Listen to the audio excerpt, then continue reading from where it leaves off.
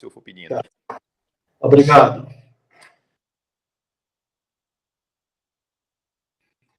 A autonomia da igreja e a autonomia do pastor é um tema extremamente importante nessa relação, né, para que tanto a igreja, como membros, né, a instituição e a ação pastoral venha trabalhar com harmonia. E quando não há um conhecimento claro nesta questão, né, da autonomia da igreja e da autonomia do pastor, então, em geral, entra em desavença, em desacordo, começa a guerra dentro da igreja.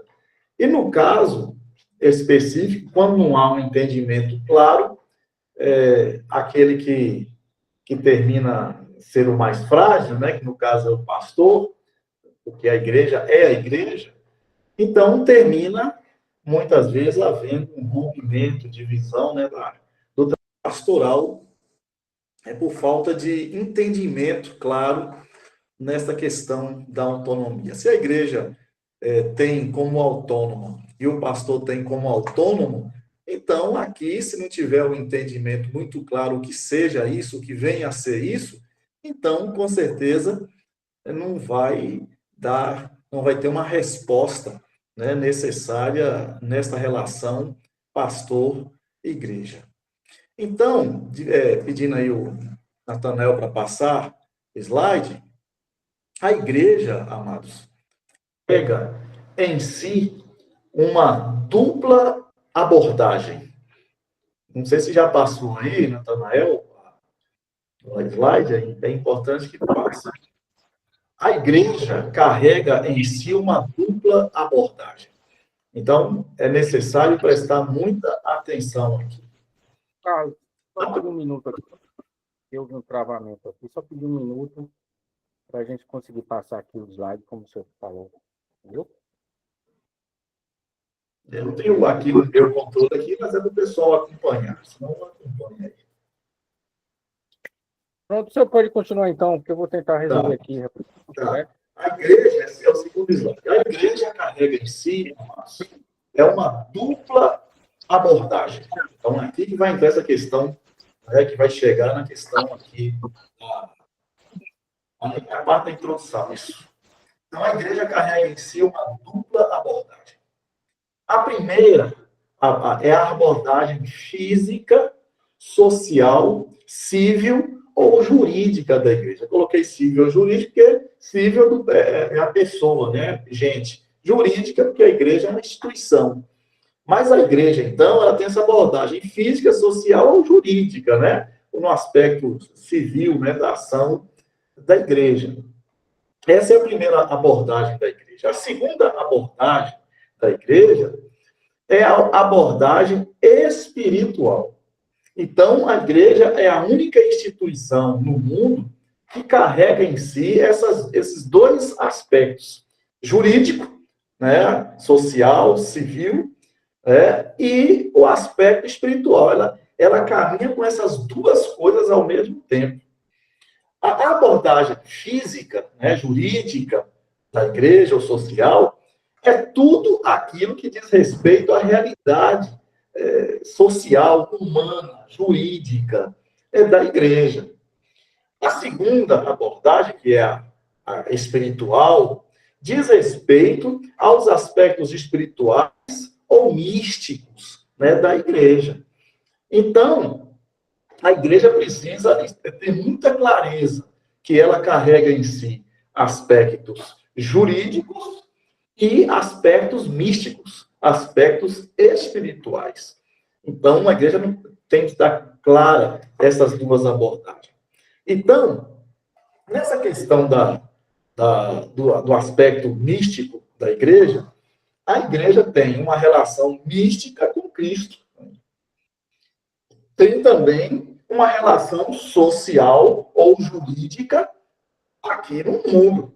Então, essas coisas parecem um paradoxo, né? Que é uma aparente contradição. dizer que a igreja tem uma relação mística com Cristo, mas tem também uma relação social, né, com as questões jurídicas aqui no mundo. Pode ir passando aí ao segundo, terceiro slide. Então, primeiro a gente tem que entrar um pouquinho, claro, né, nessa questão da eclesiologia, e o que é a igreja? Nessa questão da eclesiologia, né, denominacional, assim. Então, primeiro nós vamos ver, então, nessa questão do que é a igreja, os aspectos sociais ou jurídicos da igreja. Então, nós vamos ver o que diz a Constituição da União das Igrejas Congregacionais do Brasil sobre isso. Então, no artigo 7º, a igreja é autônoma e independente. Então, nos aspectos da Constituição da União e que a igreja faz parte, ela é autônoma, ela é independente. Olha aí. Então, o que diz aqui? Nós estamos estudando esse aspecto físico, jurídico da igreja, que é o primeiro aspecto. Então, nessa questão da autonomia e independência da igreja, o artigo 7º diz o quê? A igreja associada é autônoma. Artigo 7º da Constituição da UISCB. A igreja associada é autônoma, independente em sua administração e governo, sem prejuízo, dos quais assume responsabilidade de prestigiar os interesses da União expresso nessa Constituição. Então, o que esse artigo está dizendo? O artigo diz duas coisas aqui que é preciso prestar atenção. A primeira coisa que o artigo 7º da Constituição da União Congregacional diz é que a igreja associada à União, ela é autônoma e independente na sua administração e governo. A segunda coisa é essa frase aqui, sem prejuízo dos quais assume responsabilidade de prestigiar o interesse da União. Então, sem dar prejuízo a essa autonomia, a essa independência da igreja, então, a igreja prestigia, né, os interesses da união das igrejas, né? Então, e os interesses da união das igrejas estão expressos, então, na Carta Magna da Associação de Igrejas, que é a Constitucional. Então, pode passar aí. A autonomia, amados, independência da igreja se refere a quê? Então, essa autonomia independente da igreja se refere a tudo o que diz respeito à responsabilidade social e civil ou jurídico da igreja. Então, a igreja é responsável por suas decisões, ela é autônoma. Ela responde plenamente por todas as decisões que ela toma. É claro que a igreja não pode tomar decisões naquilo que está lá corroborado, ensinado na Carta Constitucional, né, da União. Então, a igreja está ali subscrevendo isso aqui, mas tudo que ela toma as decisões, quer dizer, a Constituição não dá prejuízo na autonomia da igreja, e a igreja, então, respeita de forma soberana as decisões constitucionais da igreja. Então, a autonomia e independência da igreja é isso. Que a igreja ela é responsável pelas suas decisões, ela é autônoma, ela responde de forma plena às decisões que ela venha tomar na Assembleia. Passa aí. Mas aqui, amados, surge uma questão. Aqui. Quando diz que a igreja é autônoma, é independente, né? Então, aqui surge uma questão. A igreja é independente, autônoma, porém, olha a palavra, porém, ela livremente, veja bem, nenhuma igreja, ela foi obrigada a associar a união. Então, a igreja associada à união, ela faz isso de forma livre. Então, quando a igreja associa-se às outras igrejas, né, que é a união das igrejas, ela faz isso livremente, né, sem nenhuma opressão, né, sem nenhuma pressão sobre isso. Então, quando a igreja ela associa à união, ela então passa a subscrever a Constituição e regimento interno da união das igrejas. Então, o que acontece? Nesse caso, quando a igreja associa a união, ela relativiza esta sua autonomia. Então, ela deixa de ter uma autonomia plena, porque ela subscreve os interesses da União expressa nos seus documentos, né, que é a Constituição e Regimento Interno. A Constituição e Regimento Interno, ela não é feita de cima para baixo, né? Ela é aprovada pelas igrejas, na sua representação em Assembleia Geral. Então, se nós temos uma Carta Constitucional, né, da União, ela foi feita pelas igrejas. E todas as igrejas que vão filiando, elas filiaram à sua boa vontade, ao seu bem-querer, né, a filiar, e ela passa, então, a subscrever, né, a esse documento, e, dessa forma, ela, então, relativiza. Quer dizer, tem alguns aspectos que ela não pode fazer. Por exemplo,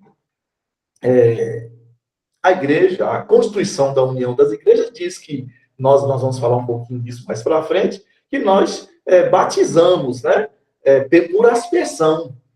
Então, a Constituição diz que nós batizamos por aspersão.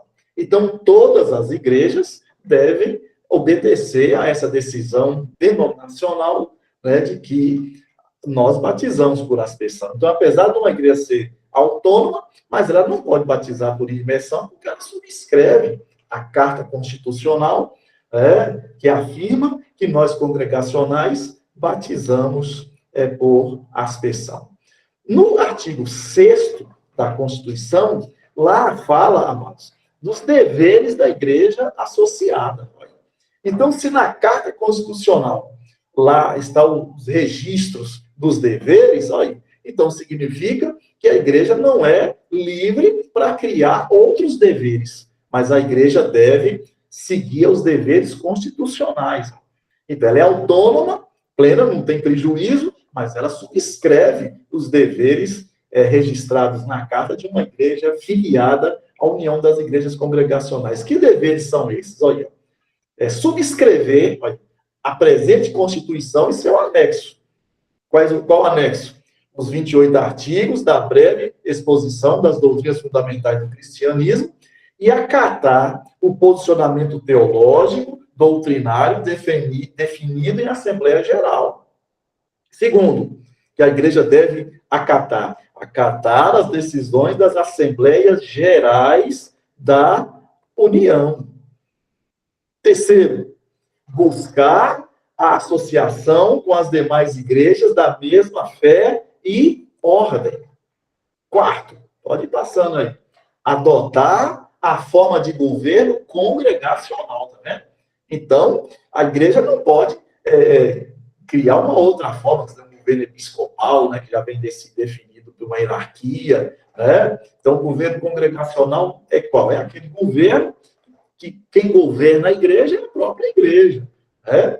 Então, o governo da igreja parte da própria igreja. Então, esta forma congregacional, ela é caracterizada pela manifestação voluntária de seus membros que se expressam através do voto em suas assembleias sob a direção de Deus. Então, amados, aqui são os governos, a forma, né, do governo da igreja. Quinto, aceitar como ordenanças bíblicas, o batismo com água e a ceia do Senhor, tendo esta como emblema o pão e o vinho. Aí.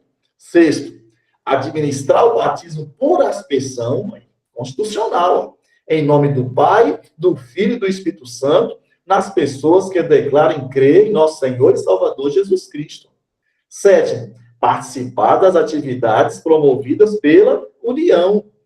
Oitavo, contribuir financeiramente com a União. Então, aqui, até o 8º ponto, aqui são os deveres das igrejas associadas à União. Uma igreja associada não pode dizer que não vai acatar esses deveres que foram estabelecidos, né, pela Assembleia Geral e que faz parte, então, das regras da funcionalidade das igrejas que estão filiadas à União das Igrejas Congregacionais do Brasil.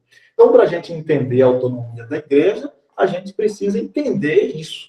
A igreja é autônoma, mas ela tem uma relativização dessa questão da autonomia, porque ela faz parte de uma relação com grupos, né, de igrejas.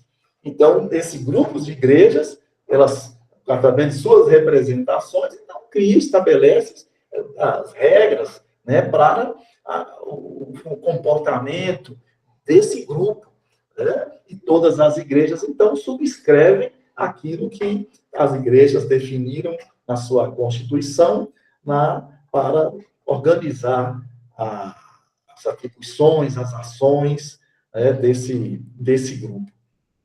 Vamos aqui para o outro. Então, a independência da igreja se relativiza quando ela livremente pede a sua filiação na União e passa a seguir os trâmites de decisões da Assembleia Geral como poder magno de todas as igrejas filiadas. Então, o poder maior da igreja congregacional é a Assembleia Geral das Igrejas, então, de formas que é bom a gente frisar que a Assembleia Geral, ela não é uma assembleia de pastores, ela é uma assembleia de membros das igrejas. Então, na Assembleia Geral, não é a Assembleia de Pastores, mas os membros, é claro que o pastor também vai representando a igreja, né? Mas é o pastor mais 2 membros da igreja que podem representá-la na Assembleia Geral. Então, não é a reunião de Assembleia de Pastores, mas é uma Assembleia de igrejas. E lá, as igrejas, então, aprovam os atos para o bem comum de todas as igrejas. Então, por isso, a igreja ela é independente, né, mas ela se submete às decisões que o grupo de igrejas, né, reunidas em Assembleia Geral decidiu ali, que nesse poder maior, que é a Assembleia Geral das Igrejas Congregacionais do Brasil. Então, amados, aqui a gente viu, em primeiro lugar, os aspectos sociais, os aspectos civis da igreja congregacional. Então, nas relações entre as igrejas, então nós temos uma carta constitucional e que essa carta constitucional, ela então organiza as ações desse grupo de igrejas que compõem o mesmo quadro. Se não existisse a Constituição, aí cada um fazia o que quisesse e a harmonia entre as igrejas, então, deixaria de existir. Então, o objetivo da união das igrejas é o bem-estar, né? A união o objetivo da união das igrejas é a fraternidade entre as igrejas. A união das igrejas tem o objetivo de pensar, de organizar o bem-estar dessas igrejas e elas juntas, então, possam cumprir a missão, né, com uma força maior, uma igreja cooperando com a outra, né, que o objetivo maior da união é essa cooperação entre igrejas e juntas, então, cumprindo a Carta Constitucional de todas elas, para todas elas, então, cooperar uma com as outras nessa fraternidade de união de igrejas para a execução daquilo que a gente pensa, né, acredita ser o propósito de Deus para a vida de todas as igrejas. Isso não traz prejuízo, né, para a autonomia da igreja local nas suas decisões. Então, nós vimos aqui, em primeiro lugar, esse aspecto social da igreja, né, civil, jurídico da igreja. O segundo aspecto, né, que nós citamos lá na introdução, é o outro aspecto da igreja. Então, nós vimos primeiro o aspecto jurídico, civil, social. Agora, nós vamos sair desse aspecto social, nós vimos a eclesiologia um pouquinho, é claro, né? A eclesiologia denominacional é muito vasta, então nós só trazemos aqui esses aspectos aqui bem específicos, né, da autonomia da igreja, mas a eclesiologia denominacional ela é muito grande. A outro aspecto da igreja é a eclesiologia bíblica. É a eclesiologia bíblica. Então, quando a gente parte para essa questão da eclesiologia bíblica, então a gente sai, né, desse aspecto social, jurídico da igreja, e nós passamos a agir dentro de um aspecto místico, dentro de um aspecto espiritual da igreja. Então o que a igreja, o que a Bíblia diz? Né? A Bíblia diz que a igreja é de Deus. Ó. Então, quando a Bíblia diz, né, que a igreja é de Deus, olha aí o aspecto místico, olha o aspecto espiritual da escatologia. Então, nós cremos que essa igreja que é autônoma, por cada questão jurídica, social, nós somos feitos desta forma, esse grupo diz que é de Deus. E o que Pedro diz? Vou citar textos, porque nós não temos esse objetivo, e os irmãos aqui conhecem os textos. O texto diz, vós sois propriedade exclusiva de Deus. Carta do apóstolo Pedro. Jesus disse, eu edificarei a minha, olha a possessividade aí, né? Minha. Eu edificarei a minha igreja. Entendeu? Então, quando você vê essas duas frases de Pedro, dizendo que nós somos com a propriedade exclusiva de Deus, e quando Jesus diz, eu edificarei a minha igreja, e quando nós, né, que somos partes, né, fazemos parte desta igreja, acreditamos nisso, que nós somos uma propriedade exclusiva de Deus, e que nós somos uma igreja edificada, né, por Jesus, então aqui nós estamos caminhando, andando no aspecto espiritual, no aspecto místico desta igreja. Né? Então, quando a Bíblia diz, né, que nós somos o corpo de Cristo, então, nós fazemos parte do corpo místico de Cristo. Então, é preciso que nesse ponto, aqui, dessa dualidade, né, entre as questões jurídicas, civil da igreja, e essa questão da eclesiologia bíblica, né, que aponta esse aspecto espiritual, místico, da relação da igreja com Cristo, então, é preciso que a igreja tenha muita clareza sobre isso. Então, vamos passar aí, Natana. A igreja tem uma relação mística com Cristo, mística com a Trindade, com o Pai, com o Filho e com o Espírito Santo. Então, a igreja, como pessoa jurídica, civil, no aspecto social, ela é autônoma, ela é independente. Porém, neste plano aqui, da espiritualidade, da mística da igreja, não. E é aqui que a gente precisa ter o entendimento, porque senão a igreja se perde. Às vezes ela mistura essa autonomia dela, do ponto de vista jurídico, com essa questão mística dela. E a gente vê problemas muito graves por causa dessa falta de percepção.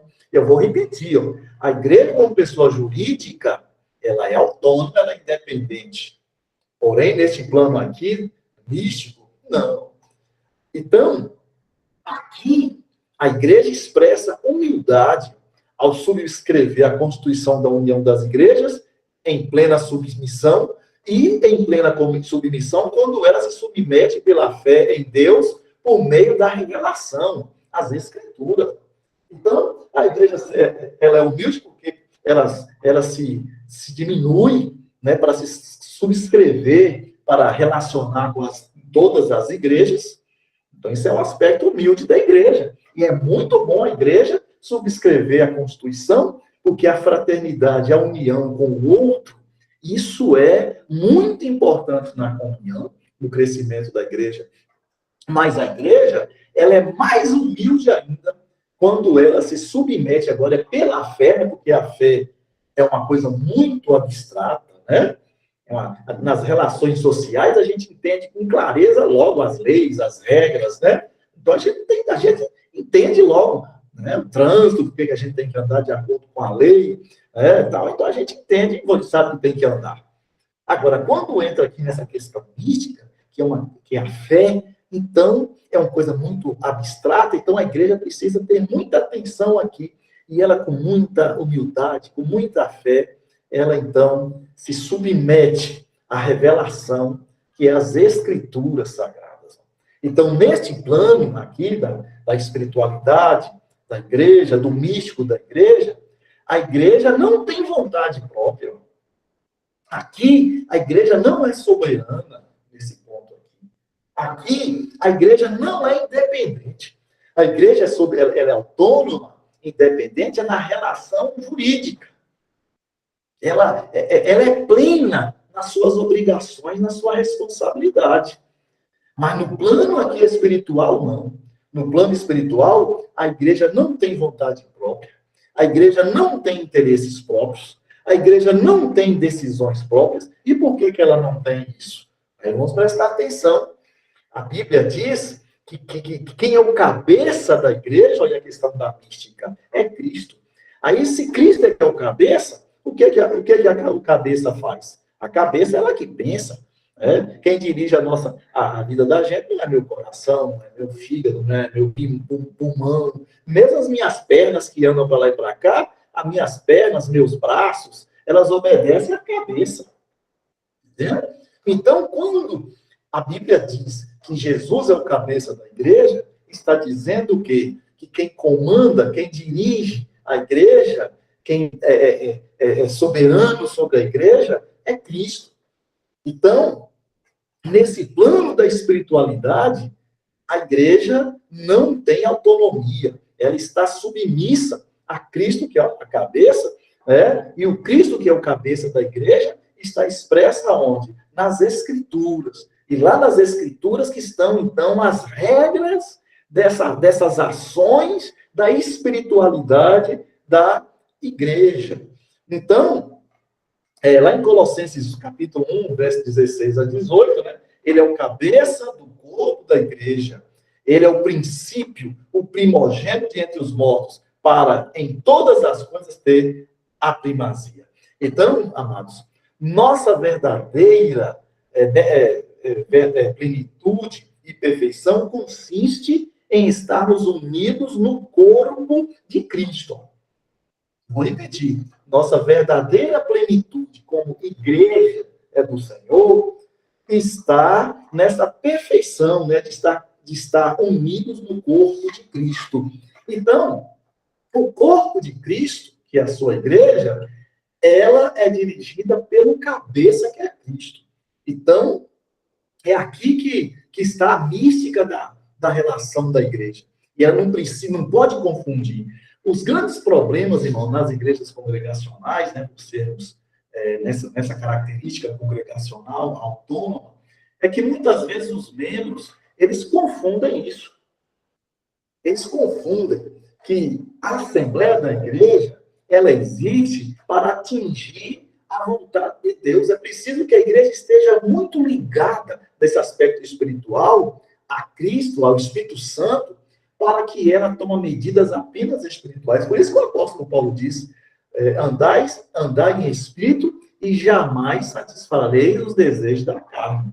Então, muitos, por não andar em espírito, levam a igreja, ou as assembleias da igreja, a um verdadeiro caos, um verdadeiro inferno, por não compreender que a voz na assembleia da igreja deve ser a voz de Cristo, porque ele é que é o cabeça da igreja. Quando é a voz dos homens, então é coisa humana, coisa de homens, Então, a gente tem clareza sobre essa questão jurídica, civil, social da igreja. E a igreja, que a igreja é essa, é a mística, é a espiritual, governada por Cristo.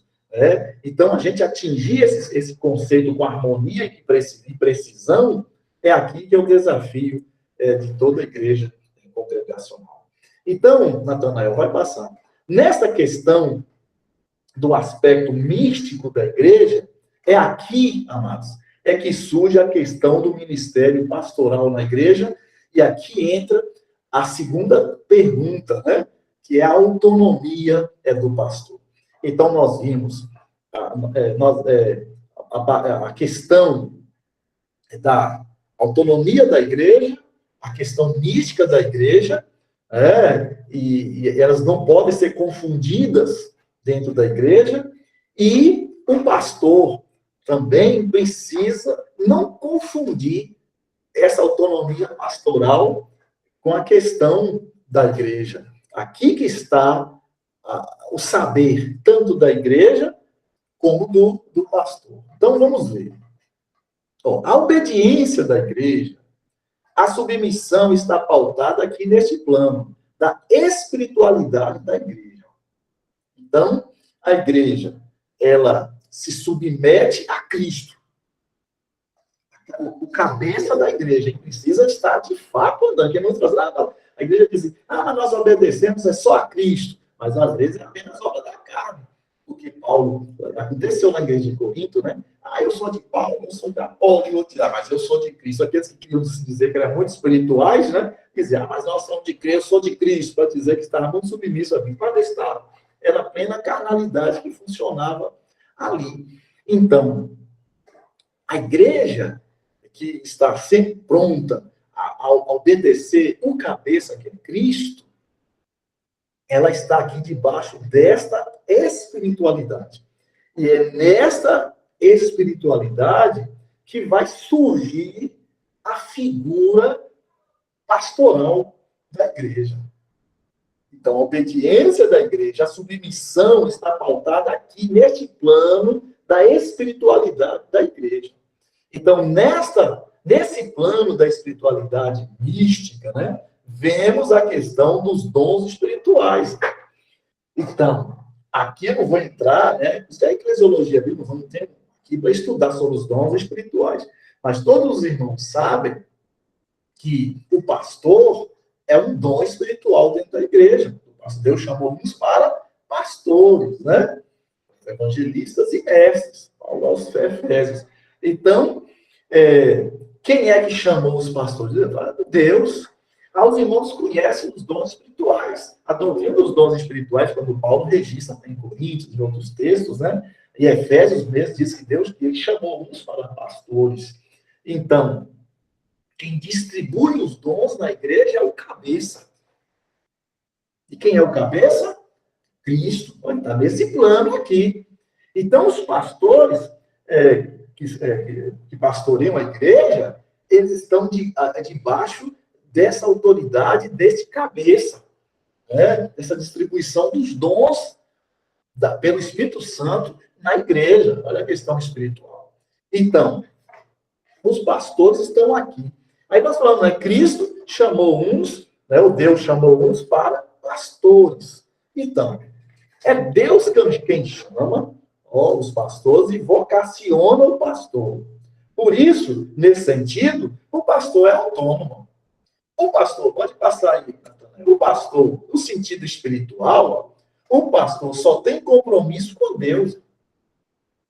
Porque Deus, por que o pastor só tem compromisso com Deus? Porque a igreja, nesse plano aqui, ela não decide. Ela não decide quem vai ser, quem é chamado por Deus. Ela não decide. Ela não decide sobre quem vai ser pastor da igreja. Ela também não decide. Às vezes a gente vê a igreja, aquelas escolhas, né, de pastor de forma muito esquisita. A igreja precisa orar, a igreja precisa buscar, a igreja precisa, né, estar com muita submissão ao Espírito Santo nesse momento de escolha de pastor, porque o pastor, ela precisa vir de Deus para a igreja, né, do cabeça da igreja. Então, no sentido espiritual, o pastor só tem compromisso com Deus, zelando pela palavra de Deus, e a dinâmica para que todos os crentes tenham também compromissos apenas com Deus. Porque o dever da igreja é ter compromisso só com Deus, porque é Deus que fala na igreja, não é ninguém, como eu falei, e a igreja só obedece a Deus. E os pastores estão ali nesse papel já que ele é um vocacionado, é um chamado por Deus, de dirigir a igreja a esse pasto, né? A esse comando, para que ela seja plenamente beneficiada pelo cabeça que é Deus. Né? Então, um pastor que tem compromisso com Deus e sua palavra, a igreja será obediente, submissa, pois o pastorado da igreja está ligado ao aspecto do Cristo como cabeça da igreja. Entendeu? Então, o Cristo como cabeça da igreja, foi ele que chamou os pastores. Tem até um texto que diz, né, que ele ia levantar pastores que governem bem a igreja, né, com sabedoria, com inteligência, que ele ia chamar os pastores. Então, é o próprio Cristo, né, pelo Espírito Santo, quem chama e vocaciona os pastores.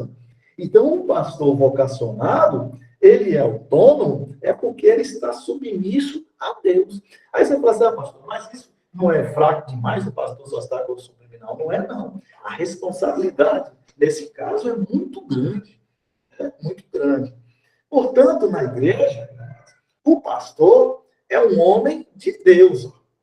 Então, sobre isso, o que diz o regimento interno da UISCB? Vamos dar uma olhadinha agora nas leis, né, que regem o ministério pastoral, aqui no artigo 19. Aqui diz, o ministro é responsável por todos os deveres e atribuição que aceitar. Aí continua, autônomo no exercício de suas funções ministeriais. Mas, agora importante essa palavra aqui, mas, como parte integrante do quadro de ministros da União, está sujeito ao conselho e à disciplina aplicados pela União.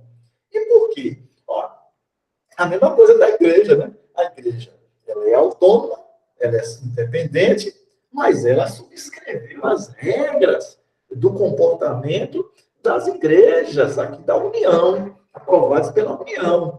Os pastores, que são pastores congregacionais, eles fazem parte do quadro de ministros da União. E como parte do ministro, como ministro da União, ele está sujeito apenas a Deus, né, no seu exercício das funções pastorais, zelando por isso, mas se o pastor ele tiver um comportamento contraditório às escrituras, né, a palavra é de Deus, então esses pastores poderão ser denunciados, né,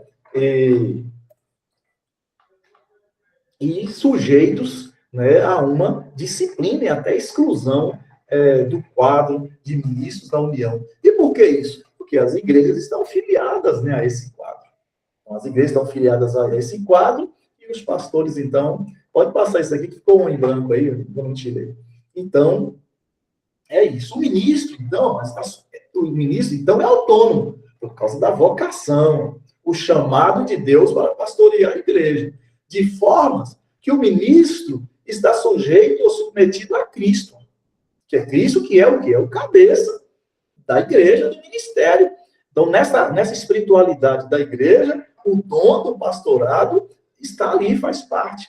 Então, como a igreja, do ponto de vista civil ou jurídico, subscreve a Constituição da UISCB, então ele está sujeito a duas coisas. Então, o pastor está também sujeito a duas coisas, porque ele é filiado ao quadro de ministros das quais a igreja está afiliada. Ele está sujeito às leis denominacionais e à Constituição da República Federativa do Brasil. Ele pode ser preso, pode ir para a cadeia, né, se ele tiver um comportamento contraditário, porque a igreja é uma entidade jurídica. E a entidade jurídica, ela também está subordinada às leis da República Federativa do Brasil, e o pastor é um cidadão também, e pode ser, como pode ser também punido, disciplinado pela União das Igrejas Evangélicas Congregacionais do Brasil. O pastor, ele está sujeito às Escrituras, né? Que é a autoridade fundamental das igrejas filiadas à União, às Escrituras, dos quais ele, sendo autônomo no exercício do ministério, ele poderá ser denunciado pela igreja se ele não estiver ensinando de acordo com a visão doutrinária da União ou seu comportamento incompatível com o código de ética do quadro de ministro da União, da qual ele, pastor, faz parte, e também a igreja. O ministro, amados, Ele é autônomo, porque ele é um vocacionado por Deus. Compete a ele pastorear a igreja, encaminhando a igreja a cumprir o propósito de Deus neste mundo. A igreja é de Deus. Portanto, o pastor é um homem de Deus na igreja. Isso aqui é muito importante. A gente vê no Brasil, né, um descrédito muito grande, né, na vocação pastoral. E a vocação pastoral, ela precisa ser valorizada cada vez mais pela igreja, valorizada mesmo. É preciso das honras, né, aqueles que são chamados, vocacionados, e deixando, né, a vida secular para seguir a vocação. Então, a igreja é de Deus, o pastor é um homem de Deus na igreja. O pastor é, portanto, um homem de Deus na igreja. E ele tem compromisso apenas com Deus, que o vocacionou e o chamou para esse trabalho. Então, por isso que muitas vezes o pastor tem problema com aqueles crentes carnais, viu? O pastor comete erros também. Mas muitas vezes os crentes carnais não entendem a vocação, o ministério pastoral, né? Às vezes, quando o pastor age como pastor, que diz que o pastor carrega uma vara e um cajado, né? O pessoal fala assim. Então, às vezes, tem muitos problemas, porque os carnais... E Paulo diz, né, que deveríamos obedecer aos pastores, porque eles zelam pelas nossas almas, né? Diz o autor sagrado. Então, o pastor deve, então, nessa relação, né, de autonomia da igreja, do ponto jurídico, né, nessa espiritualidade da igreja, né, porque a igreja é espiritual, não deve ser carnal, né, que não submete ao cabeça que é Cristo, e os pastores vocacionados por Cristo para pastorear a igreja, né? Então, as igrejas, então, a esses pastores que pastoreiam de forma ordeira, correta, os seus pastores, as igrejas devem ser submissas, humildes, valorizá-los mais e mais.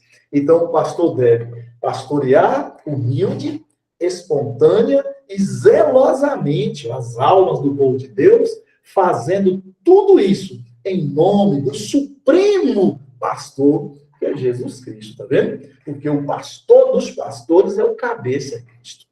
Então, de forma que o pastor tem muita responsabilidade, né, porque ele representa, né, no seio da igreja, o supremo pastor que é Cristo, e ele deve, então, pastorear humilde, espontânea, zelosamente, com muito temor, com muita reverência, porque ele pastoreia a igreja de Deus, né, nesse âmbito da espiritualidade da igreja. Então, o apóstolo Paulo afirma assim a Timóteo. Ele falou assim: sou grato para com aquele que me fortaleceu, Cristo Jesus, nosso Senhor, que me considerou fiel, designando-me para o ministério. Tá vendo? Então, o apóstolo está dizendo a Timóteo, né, que ele é grato ao Senhor, Cristo Jesus, que o considerou fiel, designando ele para o ministério.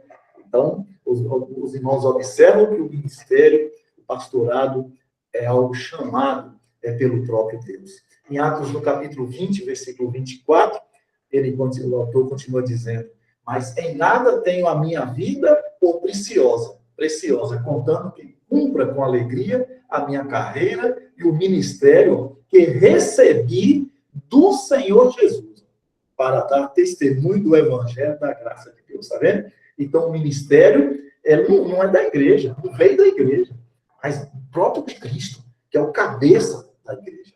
Então, é Jesus, é o próprio Deus que pensa isso. É ele que faz isso. E Paulo aqui diz que ele quer cumprir isso com alegria, essa carreira, esse ministério que ele recebeu de Jesus. E a conclusão, amados, para a gente abrir aqui para os irmãos, a igreja é autônoma. Ela é independente. Mas está submissa a Cristo. E relativiza sua autonomia, subscrevendo as leis denominacionais do interesse do grupo, né, do grupo de igrejas que aprovaram as leis, as regras. O pastor é autônomo nas suas funções, mas está submisso a Cristo, que é o cabeça da igreja, submisso à palavra de Cristo, e também as leis que regem o quadro de ministros da União das Igrejas Evangélicas Congregacionais do Brasil. Eu espero ter feito claro, né, compreendido, né, esse aspecto aqui dessa questão tão nevrálgica, tão interessante, que é essa questão da autonomia da igreja, da autonomia do pastor, e a autonomia da igreja e a autonomia do pastor passa, né, por esses pontos aqui colocados. Eu espero que todos possam ter entendido, né, para a graça de Deus. Muito obrigado, então, pela oportunidade. Ok, pastor Carlos, muito obrigado aí pela explanação, de maneira clara, sobre a autonomia da igreja. Os irmãos viram aí no início, né, que o presbítero Ailton teve que se ausentar, está conduzindo ali o pastor para o aeroporto, o pastor Helder César, que esteve conosco aqui na conferência de aniversário da igreja, e a gente fica com essa responsabilidade juntamente com os irmãos, né, dar prosseguimento aqui a esse trabalho. E nesse momento é aquela oportunidade, né, que os irmãos têm, quem gostaria de fazer, né, alguma pergunta, alguma observação, né, fazer alguma colocação aí, tirar alguma dúvida. Esse é o momento aí dos irmãos estarem aproveitando a disponibilidade do pastor Carlos para esclarecer, né, alguma dúvida, alguma questão que porventura os irmãos tenham nesse momento. Quem tiver aí a primeira questão pode se colocar, né, nesse momento aí. Meus irmãos, graças e paz a todos. Bom, só agradecer ao pastor pela aula, agradecer pelo esclarecimento, né? Muito bom. Deus continue na sua vida, viu, pastor Carlos? Essa iniciativa dos irmãos. Deus abençoe.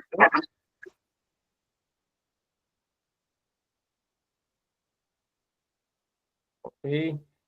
O irmão que falou aí nesse momento, pode dizer o nome? Aqui é o irmão João Batista, eu falo aqui da IEC de Boa. Pronto, meu irmão, muito obrigado aí.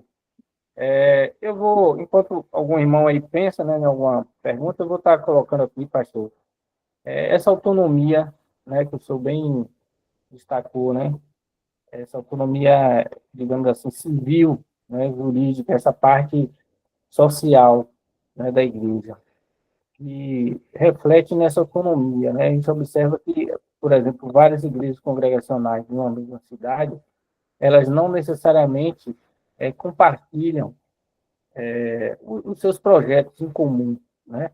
Isso pode ser entendido também como uma consequência positiva ou não dessa autonomia.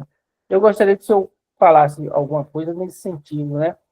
Essa autonomia da igreja colocada dessa maneira, o senhor entende que, de alguma forma, prescinde, né, uma maior interação das igrejas no sentido de terem objetivos comuns em uma região ou em uma cidade, ou o senhor acha que isso daí não tem tanta interferência assim? Eu gostaria de ouvir uma palavra nesse sentido aí.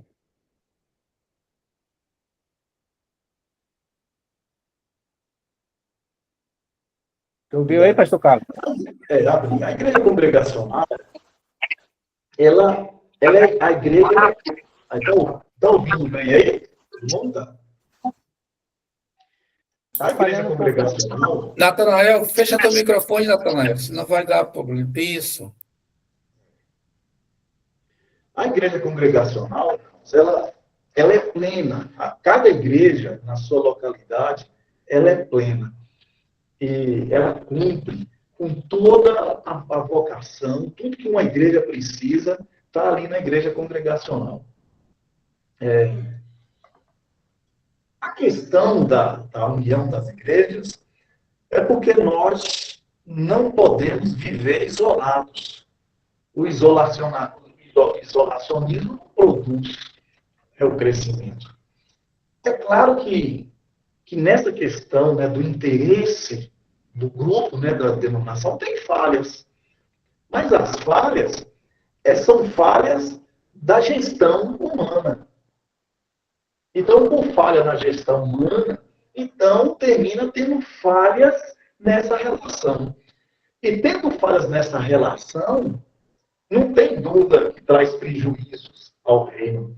É que se a igreja tem clareza de uma fraternidade, de uma cooperação, que é o objetivo da união, né?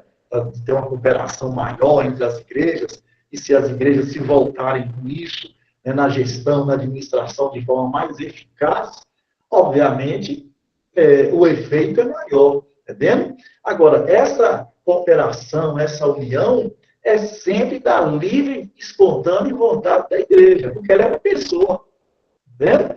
Então, é a mesma coisa de uma relação de marido e mulher. Dependendo da postura do marido, da postura da mulher, a união é maior ou menor, vai depender da postura. Entendeu? É a mesma coisa da postura entre irmãos, né, dentro de uma casa. Se os irmãos tiverem postura adequada, os irmãos vivem em união. Até o Salmo 33 fala sobre isso.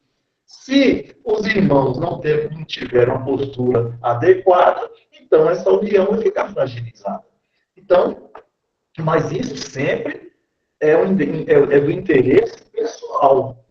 A união passa pela individualidade de cada um. Então, a união depende de mim, depende de você, depende do outro.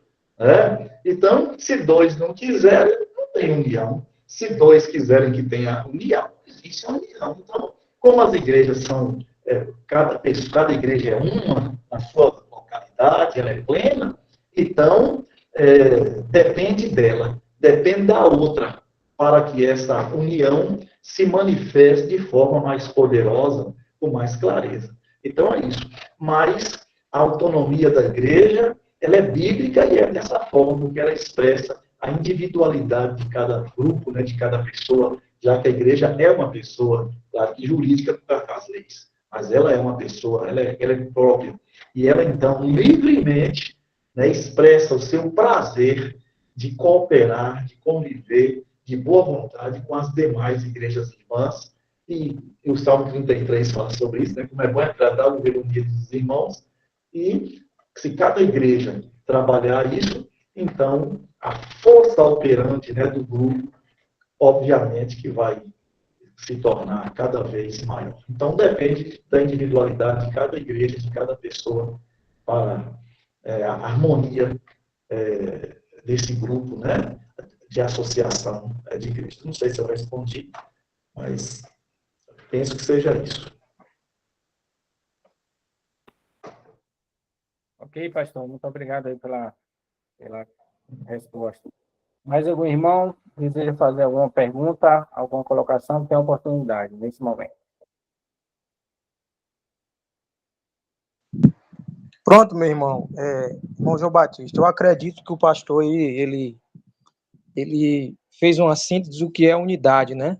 Porque unidade, a gente às vezes confunde com unidade e diversidade, né? A gente acha que para ser unidos nós temos que vestir um único uniforme e cada um fazer, né, a mesma coisa, mas conforme a oração de Jesus, ali na oração sacerdotal, ele diz, né, o desejo dele é que nós fôssemos um. Então nós somos unidos, mas somos diversos, e eu acho que é isso que é a força da igreja congregacional, essa unidade que se demonstra por essa diversidade, né? É isso, irmão. É a diversidade, e nessa diversidade, o livre-arbítrio, né, de cada igreja de subscrever as leis, né, constitucional nesse convívio, né, de todos. Então, livremente, a igreja faz isso.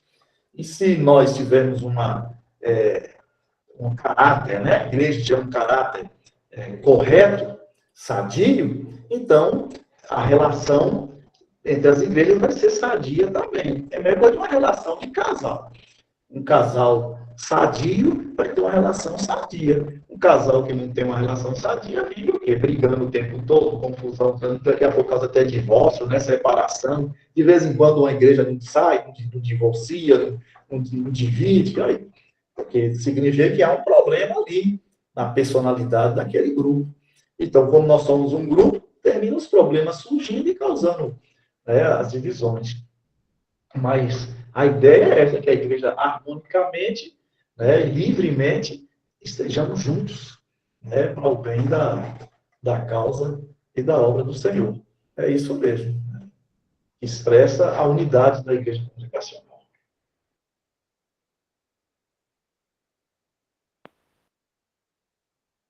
Ok.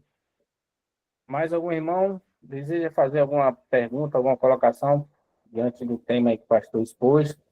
Tem a oportunidade. Nós estamos aqui para 21 horas e 1 minuto, né, pelo menos aqui no meu relógio. A gente temos aí um tempinho para explorar, aproveitar melhor esse tema para o nosso entendimento. Então, irmão, se tiver alguma pergunta, tem a oportunidade nesse momento.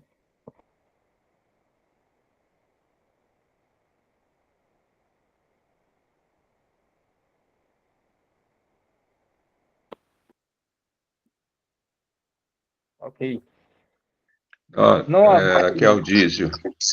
ok. Não é uma pergunta em relação ao que foi explanado, irmãos. É só saber se existe algum material, tipo PDF, no que foi falado e explanado aqui nessa noite.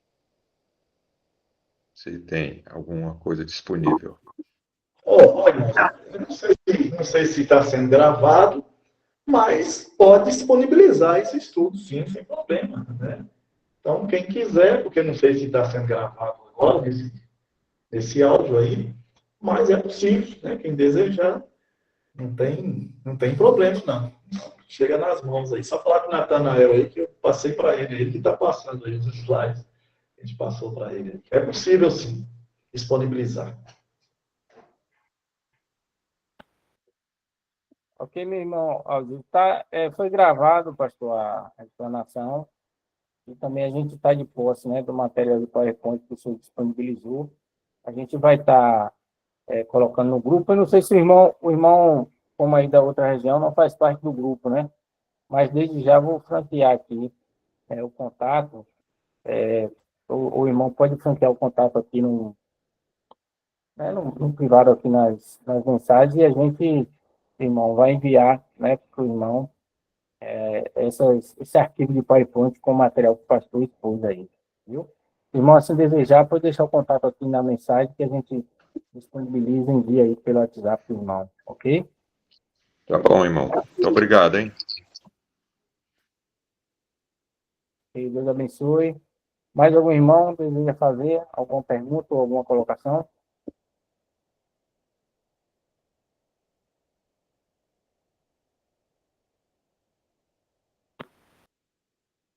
Não havendo, eu vou passar a palavra, né, ao pastor, para fazer as considerações finais. Se o pastor tiver algum arremate, logo após a gente vai fazer aqui mais um agradecimento e, posteriormente, vamos estar orando, né, encerrando aqui esse encontro de Papo de Homens. O pastor Carlos deseja fazer alguma consideração? É isso, irmão. Nós só chamamos a atenção, né, dos irmãos, esse tema, ele é muito importante. Nós estamos falando de relação de igrejas, de autonomia de igreja, né, de autonomia do pastor. E é aqui que estão os problemas de uma igreja, né, porque às vezes a igreja não tem clareza sobre isso. Então, às vezes, ela não sabe onde é que o pastor está ali na igreja, né? Ela não entende que o pastor é um chamado de Deus dentro desse campo, né, da espiritualidade, vocacionado pelo Espírito Santo. Ela fala, mas aqui é a igreja que é autônoma, ela que manda, né? A igreja, se a igreja falar assim, eu que mando, então ela está saindo desse campo aqui da espiritualidade, como Paulo disse, andar em espírito e jamais satisfazer os desejos da carne. Então, a igreja jamais pode dizer, não, aqui quem manda somos nós, que nós somos autônomos, soberanos. Não. Se a igreja é soberana, então, tirou Cristo. Porque na igreja, quem é soberano é Cristo, né? Porque ele é que é o cabeça. Então, a igreja, ela é autônoma, é nesse sentido jurídico. Porque se ela decide uma coisa na Assembleia, ela responde por aquilo. Se ela prova uma coisa, da responsabilidade dela.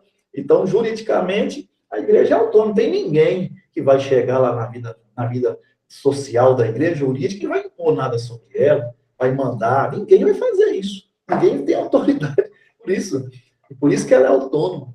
Mas quando ela parte, né, não, nós somos a igreja do Senhor Jesus, aqui já altera tudo. Né? Então, a igreja, como a igreja do Senhor Jesus, ela segue o cabeça. O cabeça é Cristo. E Cristo, como cabeça, ele distribuiu dentro da igreja, pelo Espírito Santo, dons. E o pastor está aqui. Então, o pastor da igreja, ele é um homem de Deus na igreja, não é do ponto jurídico. Né? Ele é um homem de Deus. Então, por isso que a igreja, então, é obediente aos seus pastores. Mas homem, como eu disse, expressei aqui muito claro, o pastor é um homem de Deus, né? Então, nós estamos aqui entrando no mérito, se o pastor é um falso pastor, se é um mercenário, nós não estamos entrando aqui, estamos falando da coisa propriamente dita. O homem de Deus, o pastor, ele é um chamado de Deus, ele é um vocacionado de Deus para pastorear a igreja. E dessa forma, a igreja deve cuidar do seu pastor, né, para que ele trabalhe, né, com o maior conforto possível, da melhor maneira possível. A igreja precisa dar todas as condições para que o pastor possa cumprir da melhor maneira possível esse chamado, esta vocação. Então, cuidado com esse negócio de estar colocando peso, né, problemas do pastor, criando confusão. Tem que ter muito cuidado com isso, porque o pastor está ligado a Cristo, ao cabeça de Cristo, né? E é assim. Então, essa questão da autonomia da igreja e a espiritualidade da igreja, ela precisa ter muita clareza sobre isso. Que aí a gente, andando de forma equilibrada, correta sobre isso, eu sou pastor, a gente tem que ter muita atenção com isso. A igreja, que eu já sou há 35 anos pastor de igreja, então é muito claro que é preciso que ambos, né, igreja e pastor, tenham muita clareza nessa doutrina, né, muita clareza. E se ambos tiver clareza nessa doutrina, eu tenho certeza que quem vai ganhar mesmo é o reino, né? Que às vezes é tanta confusão na igreja, lugar de carnalidade, né?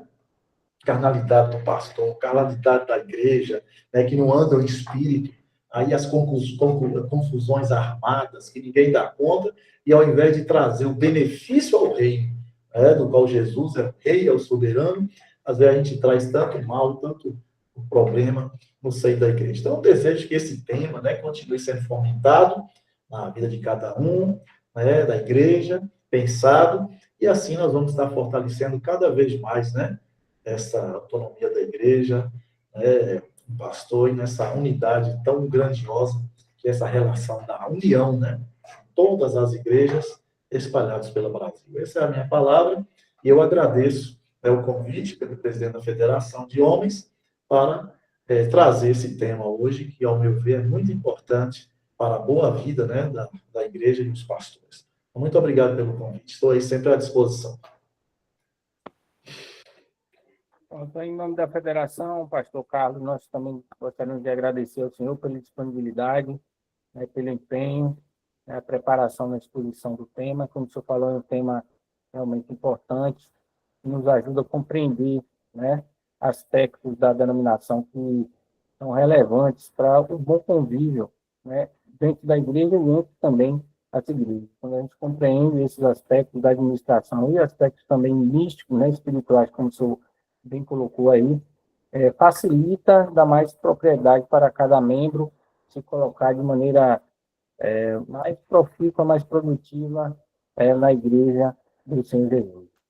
Não havendo, irmãos, mais nenhuma questão, nenhuma dúvida a ser colocada pelos irmãos, nós gostaríamos de agradecer a participação dos irmãos, gostaria de agradecer a presença, né, virtual aqui dos irmãos, reforçar o convite de dizer que o Papo de Homens ocorre, né, toda última segunda-feira do mês, né, nesse horário de 8 horas, nós gostaríamos de contar com a participação dos irmãos, com a divulgação desse trabalho que é importante aqui da Federação, né, Baiana Sergipana, que tem sido importante, né, na edificação da igreja, na informação aos membros da igreja congregacional, e dessa forma agradecer aos irmãos e contar com essa contribuição. Eu vou pedir para encerrar que o diácono Ezequias, estou vendo aqui na minha tela, né, o diácono Ezequias possa fazer a oração, agradecendo a Deus, né, pela vida do pastor Carlos, os irmãos que participaram conosco até esse momento, né, pela federação, e agradecer por esse momento né, que nós compartilhamos junto da presença do Senhor através dessa explanação. Diácono Ezequiel Osório, e logo após estaremos encerrando esse papo de hoje. Senhor nosso Deus, nosso Pai, nós te agradecemos, Senhor, por essa oportunidade tão rica de podermos estudar e rever conceitos tão importantes, conceitos doutrinários ligados à tua igreja. Muito obrigado, Senhor, por essa palavra bem explanada pelo pastor Carlos e que ficou claro em nossos corações e em nossa mente. Ó Deus, vimos de perto a autonomia da igreja, a autonomia pastoral, sem confundir, sem levar para o lado carnal, mas espiritual, lado místico da tua igreja. Fortalece os nossos corações para que possamos estar aperfeiçoados, te servindo cada vez mais em espírito e em verdade. Nos abençoa, nos guarda, nos livra do mal e nos dá uma boa noite, um sono reparador. Isso é que eu te peço em nome do Senhor Jesus. Amém. Amém. Obrigado, meus irmãos. Boa noite a todos. Obrigado, amados. Foi muito bom estar com vocês hoje. Papo de homens. Deus abençoe, meus irmãos, em nome de Jesus. Amém, meus amigos. Que o Senhor os abençoe. Amém, amém. Meus irmãos, prazer em ver. Boa noite, graça e paz.